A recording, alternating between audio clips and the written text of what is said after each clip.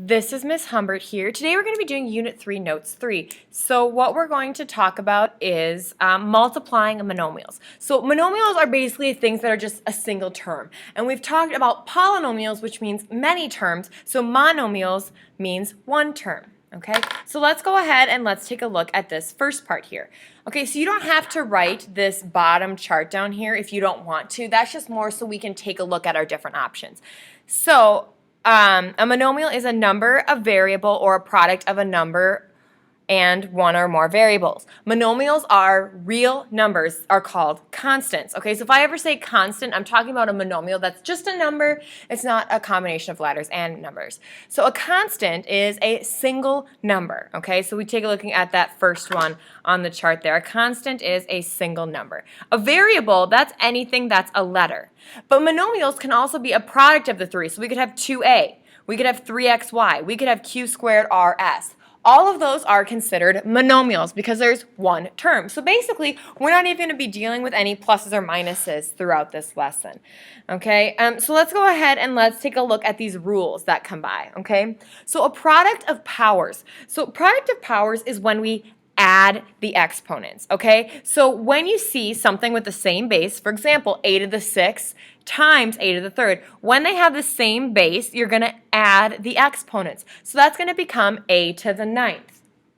All right, so then we're going to have a power of a power, and that means you're going to multiply the exponents. So if you see, this whole thing is being raised to the second power. Now, something a lot of students forget is that 6 also has an exponent of 1. So any number or any constant is also going to have an exponent of 1. And when you're taking of a power, you need to consider that. So we have 6 to the 1st, a to the 6th. That's being raised to the second power. So each of these exponents need to be multiplied by 2. So I have 6 to the second power, and then I have, a to the 6 times 2, which is going to be to the 12th power. Finally, 6 squared is 36, and then we get a to the 12th. So that's how you use that product of a power rule, or power of a power, sorry. Finally, if anything is raised to the 0 power, it's going to equal 1. So this entire thing in the parenthesis is raised to the 0 power. So that's going to be equal to 1. Something that's important to notice is that when something's in a parenthesis, it's only what's in the parenthesis that's being raised to the 0 power. That's the only part that's going to equal 1. And you're going to see some of that in the examples that we're going to do here coming up.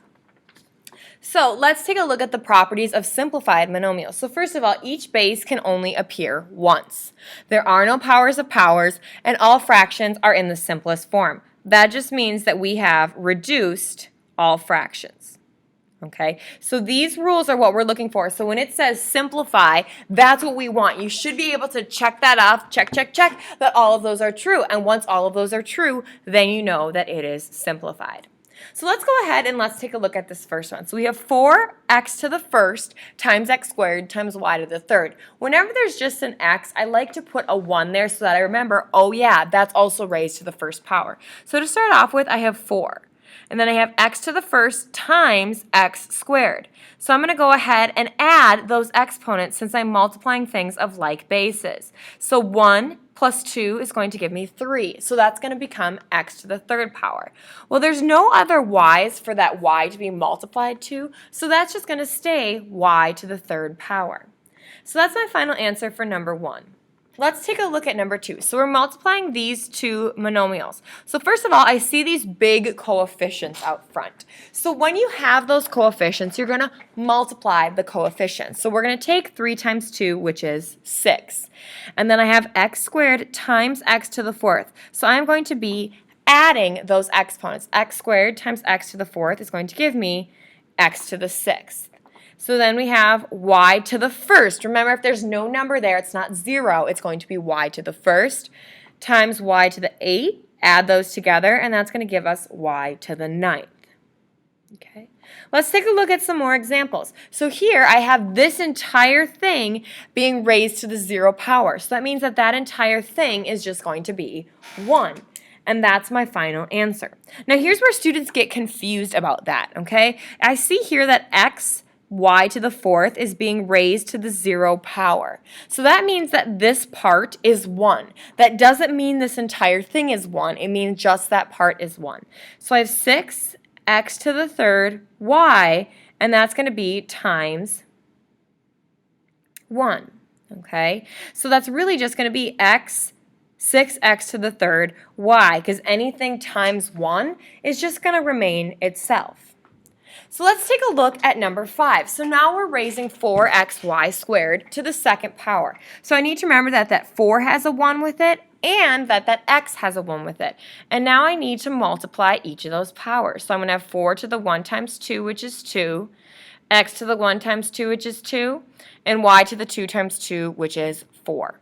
So 4 times 4, or 4 squared, is going to give me 16. And then I'm going to have x squared and y to the fourth. So this is my final simplest answer because we can't combine x and y. Okay.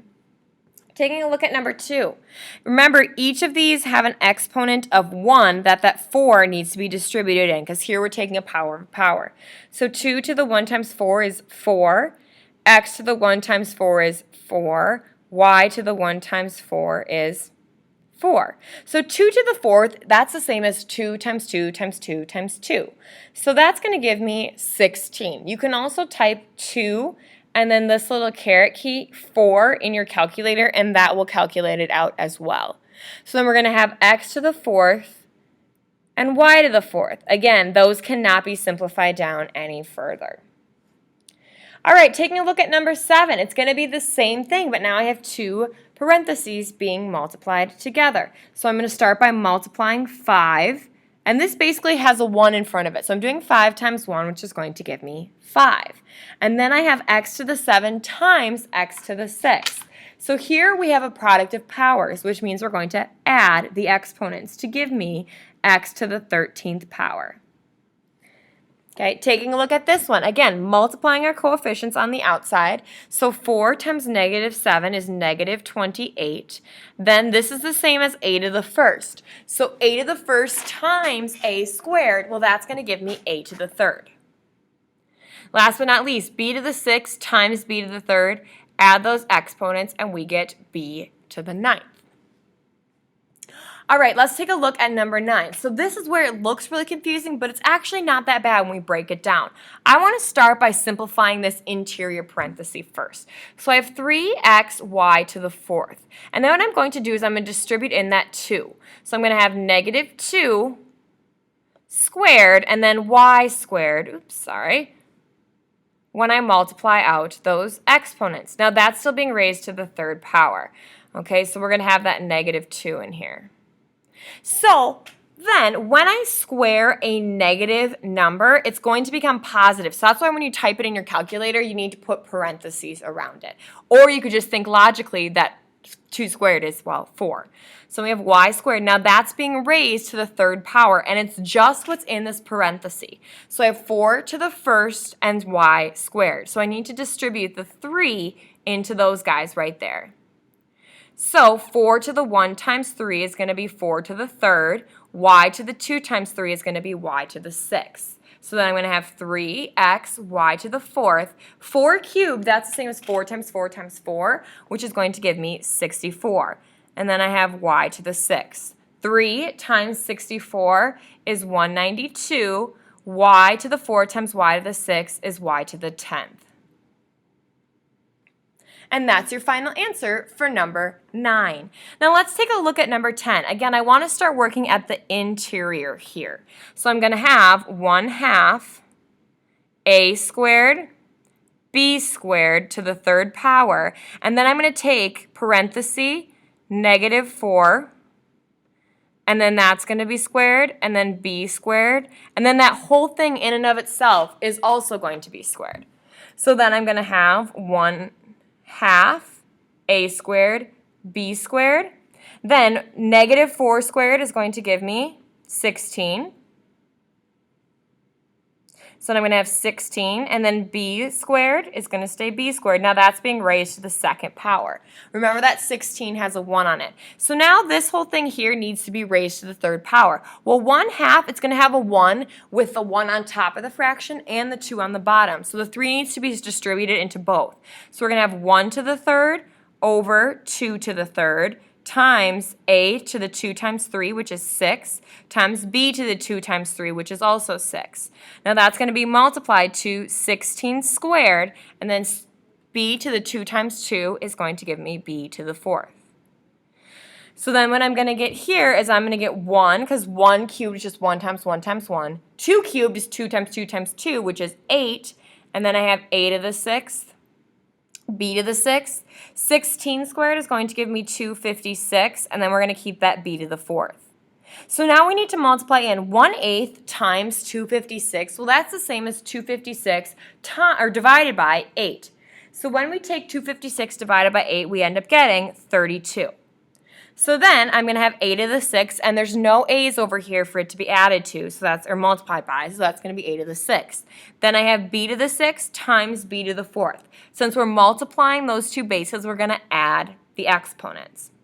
So that right there is your final answer for number 10. Now let's take a look at number 11. So it says to express the area of the square as a monomial. So the area of a square is simply length times width. So that's what we're going to do here. We're going to do length times width. So I'm going to do 4ab times 4ab. Now I have a to the first, b to the first, a to the first, b to the first. So 4 times 4 is going to give me 16. Now when we're multiplying those bases of the a's, we're going to add the exponents to get a squared. Then we have these b's, we're going to add the exponents and get b squared. So that right there is your final answer from number 11.